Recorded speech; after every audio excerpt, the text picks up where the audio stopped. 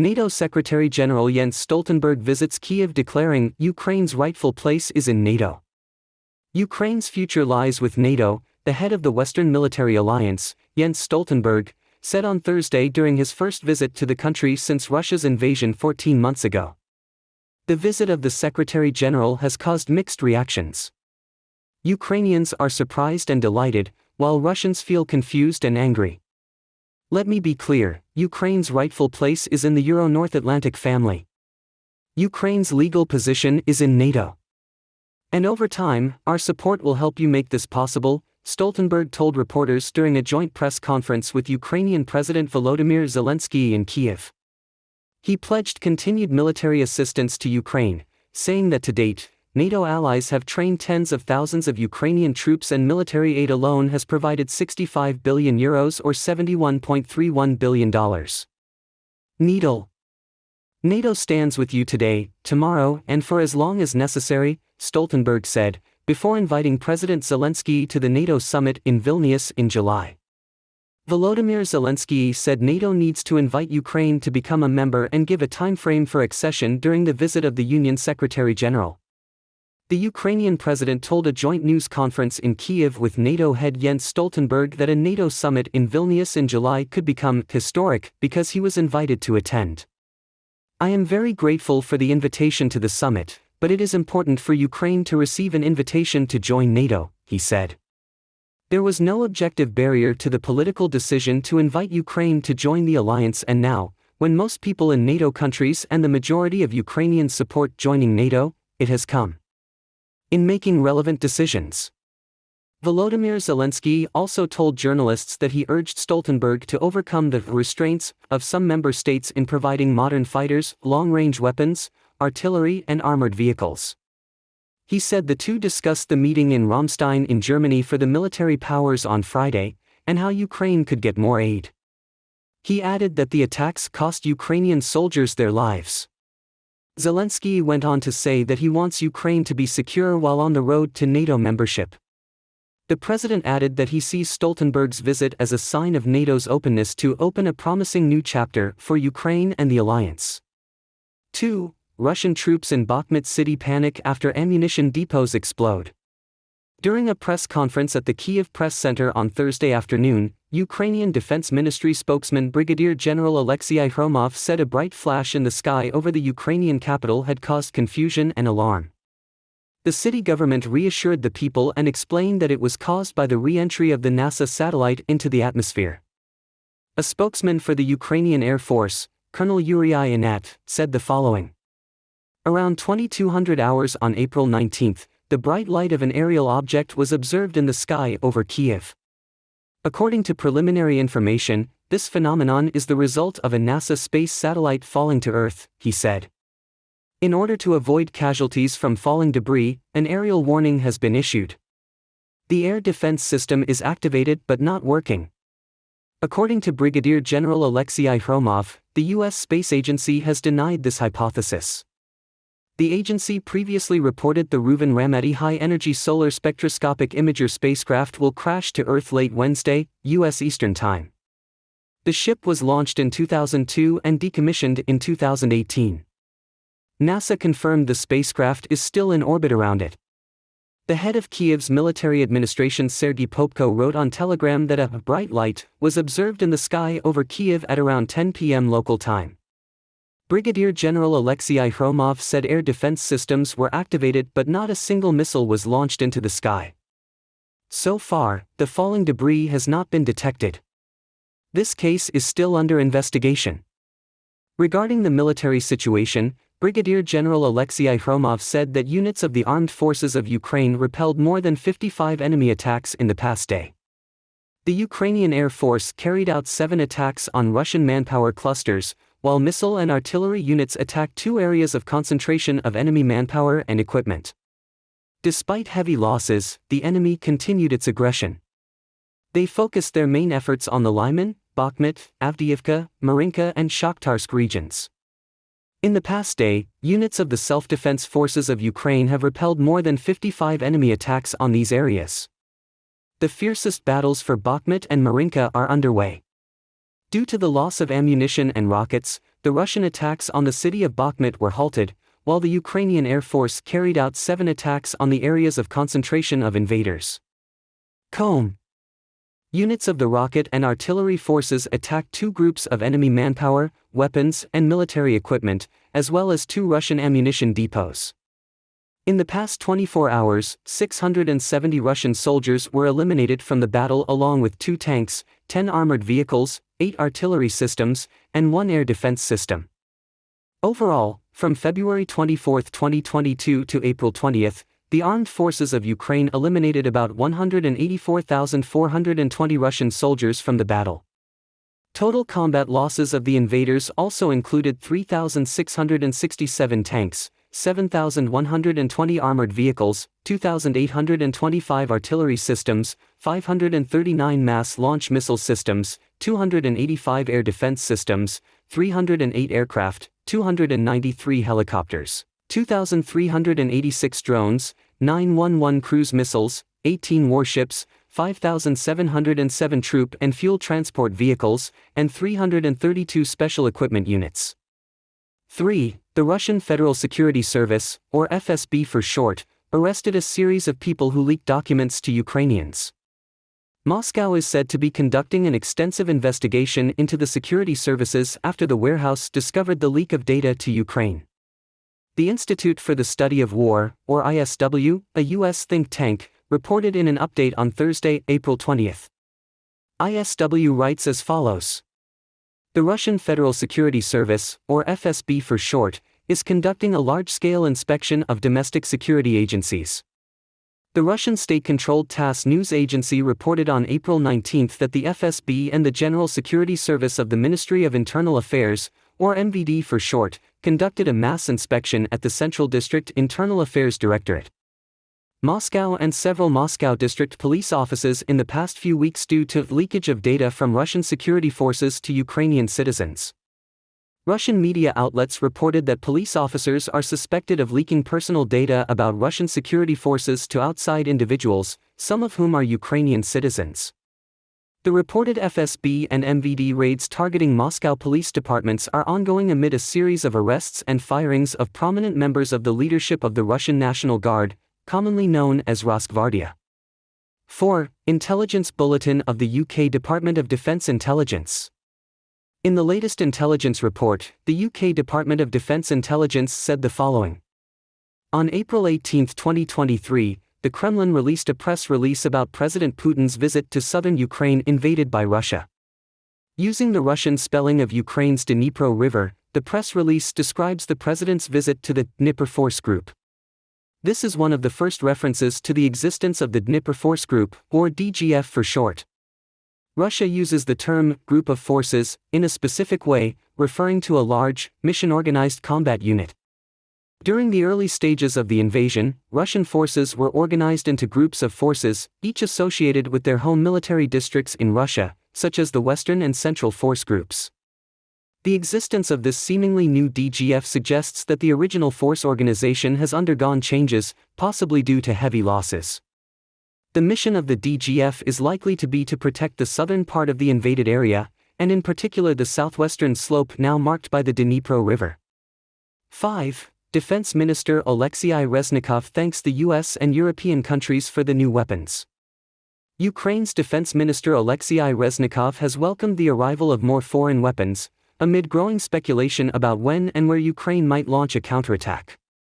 He confirmed that Patriot air defense systems from the United States, the Netherlands, and Germany have arrived in Ukraine. While Ukrainian units are holding their ground, Ukraine continues to receive Western equipment for both offensive and defensive units, including French armored vehicles and Patriot missile defense systems. Of America. Building a multi-level air and missile defense system as soon as possible is our top priority, Defense Minister Reznikov said.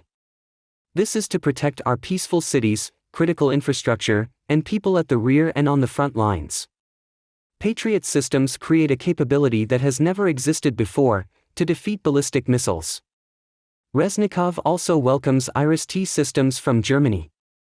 It is a highly effective system against cruise missiles. However, he said, we need more platforms on more levels and more ammunition. We need more mobile air defense systems. 6. U.S. State Department announces new support of $325 million for Ukraine. U.S. Secretary of State Antony Blinken announced on Wednesday that the United States is committing an additional $325 million package of security assistance to Ukraine. The package includes more ammunition for HIMARS and U.S.-supplied artillery shells, as well as anti-armor systems, small arms, logistics support vehicles, and maintenance support needed to reinforce the force. Ukraine's defense on the battlefield, Blinken said in a statement. He said the aid would help Ukraine defend itself against Russia. Russia could end its war today. Until Russia does so, the United States and our allies and partners will stand in solidarity with Ukraine for as long as necessary, he said. 7. Russia launched a night drone attack on Odessa, Ukraine says. Russian forces launched an overnight attack on the city of Odessa in southern Ukraine using an Iranian-made Shahid drone, the Ukrainian Air Force said on Tuesday.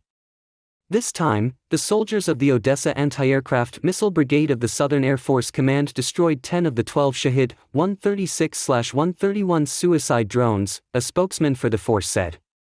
Ukrainian Air Force, Colonel Yuri Inat, said the above. He added that one of the drones crashed into an entertainment facility causing a fire, but the fire was quickly extinguished. No casualties were reported. 8. Zelensky visits Ukraine-Belarus border to see defensive preparations.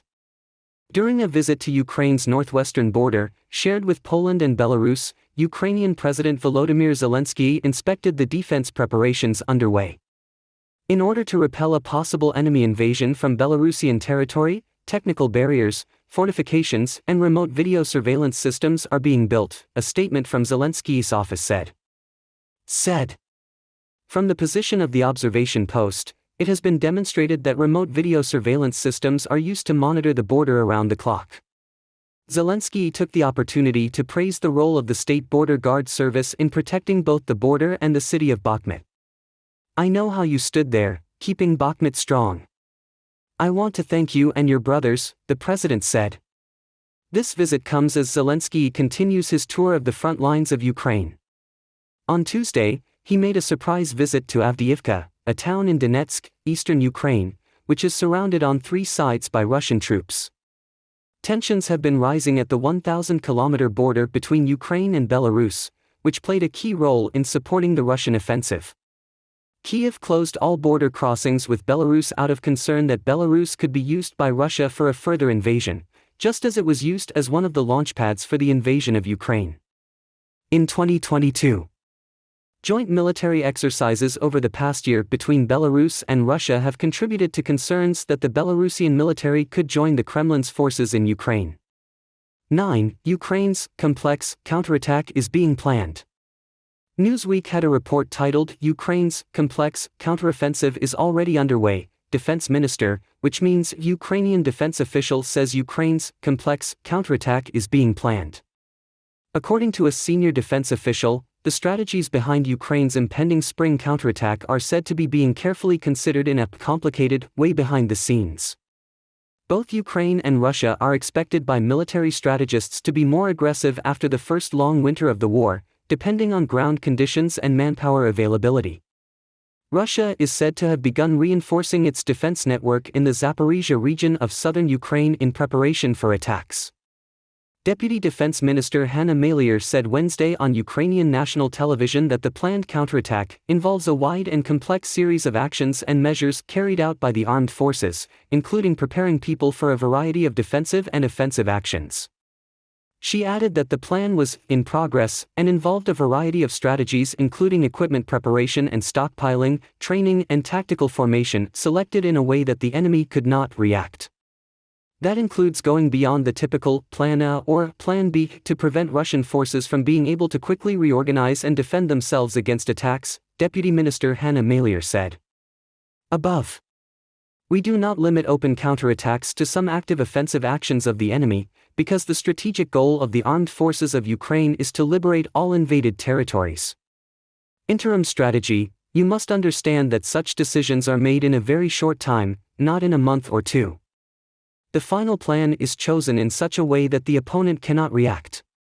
It remains unclear how Ukraine's strategies have adjusted, following the leak of classified documents by Jack Teixeira, a 21-year-old member of the Massachusetts Air National Guard.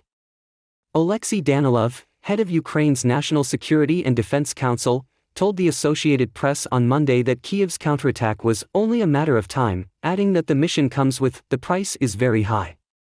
If we are not ready, then no one will start unprepared," said Danilov. Ukraine's defense minister Oleksiy Reznikov said at the end of March that the timing depends on factors such as the availability of additional tanks, having to overcome a soggy and boggy battlefield due to changing weather conditions. On Tuesday, Reznikov showed off a French AMX-10 RC tank that had been delivered to Ukrainian forces after a delay. He called this tank a sniper rifle on fast wheels. Ukrainian Marines welcome new French-made cavalry, AMX-10. We've tested it with our warriors, and we unanimously call the AMX-10 a sniper rifle on fast wheels.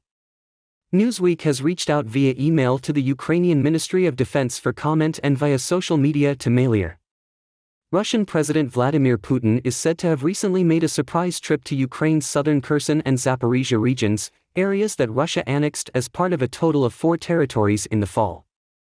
Year 2022. Jordan Cohen, a policy analyst at the Cato Institute, told Newsweek via email that he believes this calendar year will bring changes in the way each country's militaries fight. "I think Ukraine needs and is likely not going to get the weapons they're asking for and won't effectively get all the land they want," Cohen said.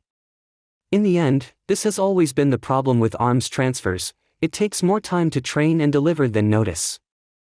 The Biden administration can announce as many future arms deliveries it wants, but ultimately, these weapons still need to be manufactured and approved by the U.S. Military Transition Agency."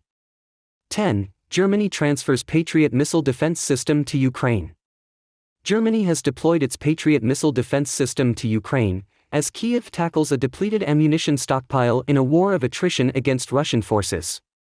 German Defense Minister Boris Pistorius said the same on the same day as the statement of Ukraine's Defense Minister Oleksiy Reznikov. Updating the list of lethal and non-lethal military assistance that Germany has provided to Ukraine, Boris Pistorius confirmed that the military deliveries included the Patriot missile defense system with missiles, 16 Zetros trucks, additional and 2 additional means of border protection. The Patriot missile defense system, which is highly effective at intercepting ballistic and cruise missiles, is considered one of the most advanced and effective air defense systems. Germany and the United States committed to sending Ukraine an advanced long-range air defense system last December, after repeated requests from Ukrainian President Volodymyr Zelensky. The Netherlands has also expressed its intention to send Ukraine a Patriot missile defense system. 11. Defense Minister Austin confident Sweden will join NATO soon. U.S. Defense Secretary Lloyd Austin said on Wednesday he was confident Sweden would be welcomed as a new member of NATO in July. "I joined 30 other defense ministers in the coalition and I know they feel the same way," Austin said, speaking alongside Swedish Defense Minister Pål Jonson in Stockholm. Russia's invasion of Ukraine led Finland and Sweden to abandon their neutral status and seek protection within NATO. The alliance has an open-door policy, meaning that any country can be invited to join if they express an interest, as long as they are able and willing to uphold the principles of the treaty that established the alliance. However, under the accession rules, any member state can veto a new country's entry. While most NATO members welcomed the entry of Finland and Sweden, 2 countries, Turkey and Hungary, have stalled the process. Turkey has accused Finland and Sweden of harboring Kurdish terrorist organizations, while Hungarian Prime Minister Viktor Orbán has claimed they are spreading blatant lies about their legal record. Rights of his country. Turkey and Hungary softened their stance on Finland last month, approving its application and allowing it to become NATO's 31st member state. However, they continued to block Sweden's accession. Turkey has said it will not accept its NATO membership unless it extradites terrorists at Turkey's request. Sweden has made it clear that this is not going to happen and for now, the process is stalled. Speaking on Wednesday, Austin said he believes the impasse will be resolved soon. "I am sure that these countries will pass that decision. And I feel confident that they will hit their target by July," he said. 12. The Russian foreign minister will visit the U.S. next week and discuss the grain deal in the Black Sea with the head of the United Nations. Russian Foreign Minister Sergei Lavrov will discuss the grain deal in the Black Sea with United Nations Secretary-General Antonio Guterres when he visits New York next week, Russian state news agency TASS said on Tuesday. Words of Vasily Nebenzia, permanent representative of Russia to the United Nations. On Monday, Ukraine accused Moscow of threatening a UN-brokered grain deal to ease the war-induced global food crisis. Kyiv said that the inspection of ships in Turkish territorial waters was blocked for the second time. Russia's state news agency RIA reported that inspections under the grain deal resumed on Tuesday, citing Pyotr Ilyachev, director of the Department of International Organizations at the Russian Foreign Ministry. Lavrov's trip to New York comes after Russia's ambassador to the United States, Anatoly Antonov, last week urged Washington to authorize a plane to carry the Russian foreign minister and grant entry visas to the Russian delegation hosting the meeting. United Nations Security Council meeting in New York. In response, a State Department spokesman said last week that as the host country of the United Nations, the United States takes seriously its obligations under the agreement concerning the headquarters of the United Nations. United Nations, including the issuance of visas. The agreement states, the federal, state, or local government of the United States shall not impose any impediment on carriage to or from the headquarters of 1. Representatives of the members or officials of the United Nations or of specialized agencies as defined in Article 57, Paragraph 2, of the Charter, or the families of such representatives or officials.